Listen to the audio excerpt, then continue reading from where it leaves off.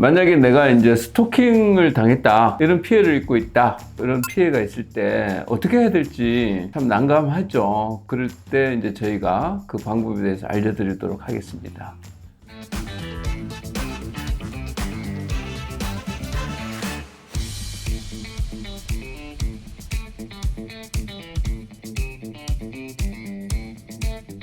우선 스토킹 범죄에 대해서 바뀐 점이 피해자가 직접 신청할 수 있다는 겁니다. 경찰에 이제 고소를 하게 되면 경찰이 검찰에 신청을 하고 검찰이 법원에 신청을 해서 접근 금지라든지 이런 것을 법원에서 명령을 할 수 있게 그렇게 하는 거거든요. 경찰이나 검찰의 판단을 먼저 거쳐서 조치가 이루어지게 되는 그런 절차에 있었습니다. 거기에는 보면 어떤 종류가 있냐면 서면 경고, 접근 금지, 위치 추적 장치를 부착하는 것, 전자발찌 같은 유치장에 유치하는 것, 그 구금하는 거죠. 이런 여러 가지 잠정 조치들이 있어요. 그런데 이 조치들이 경찰이나 검찰이 법원에 신청을 해줘야 그런 조치들 보호를 받을 수 있었는데, 아동학대나 가정폭력 같은 경우에는 피해자가 직접 접근금지 신청을 법원에 할 수 있었어요. 근데 스토킹 범죄 같은 경우는 그렇지 않았기 때문에 다른 피해가 발생해도 문제가 되기도 했었죠. 이제는 그게 바뀌어가지고 만일 90일 이내라면 피해자가 직접 접근금지를 법원에 신청할 수 있게 된 겁니다. 그런데도 이게 가해자가 그걸 위반해가지고 접근을 하게 되면 이제는 2년 이하의 징역, 2천만 원 이하의 벌금, 무거운 처벌을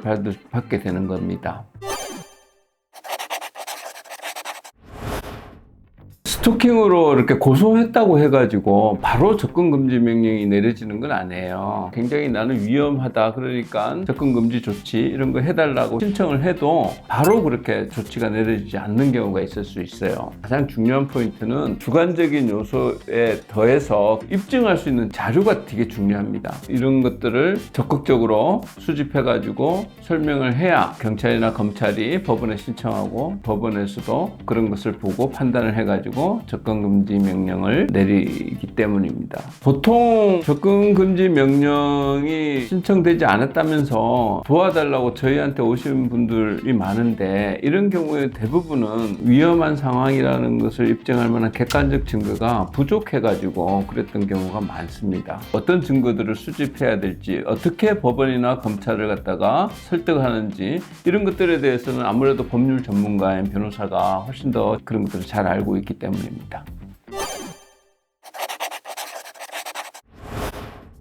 변호사를 선임하지 않고 본인이 이 대응을 하게 된다면 법원의 재판인지 검찰의 대질조사, 법원에 가서 증인으로 증언한다든지 이럴 때 결국은 가해자와 마주치게 될 그런 우려가 많습니다. 그러나 변호인을 선임하게 되면 변호인이 모든 것을 대신해서 검찰이나 법원에 출석을 해서 진술을 하고 가해자와 비접촉 상태에서 재판을 진행할 수 있게 하는 등 가해자와 접촉하는 일이 없도록 하는 데 유리합니다. 또 한 가지 유리한 점은 변호인을 선임할 경우에는 보통 가해자가 처벌을 적게 받기 위해서 피해자와 합의를 위해서 접촉하는 경우들이 많아요. 그런데 변호인이 선임돼 있으면 가해자와의 합의 이런 것들을 모두 변호인이 나서서 하기 때문에 또 가해자와 접촉하지 않고 이를 해결할 수 있는 그런 유리한 점이 있습니다.